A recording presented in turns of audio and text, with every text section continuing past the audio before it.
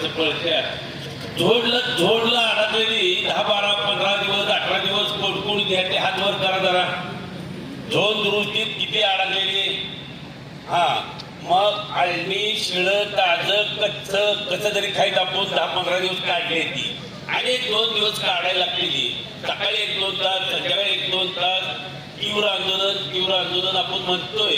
पण आपण याच्यापेक्षा वेगळं काही करायचं झालं तर अजून संख्या घेऊन बाहेर त्यांच्या ऑफिसमध्ये बसायला लागल, नाहीतर इथं वैभवच्या रूम पुढं बसावं लागल.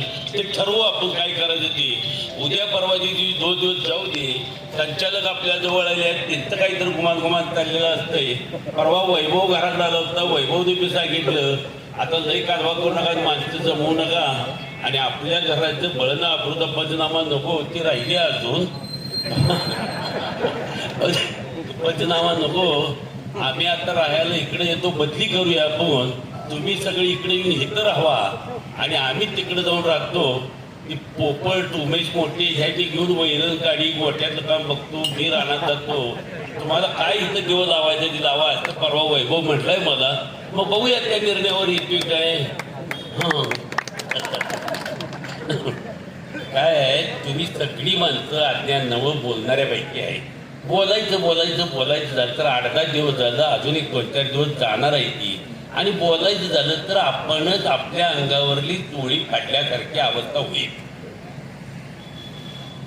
माणसं समाजात गेली की माणसं पदरादीवरनं लपेटून घेतात आपल्या आमच्या घरातल्या आया पोटल्या आणि आपणच आपल्या हातानं आपली चोळी फाडल्यासारखं होतंय.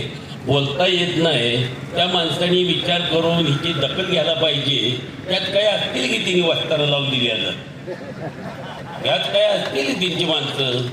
सगळं कोण काय म्हणतंय त्यांना ऐकायला पण जात नाही, कळतंय पण नको नाही विचार करायला. फार मोठं तोटा आहे त्यात.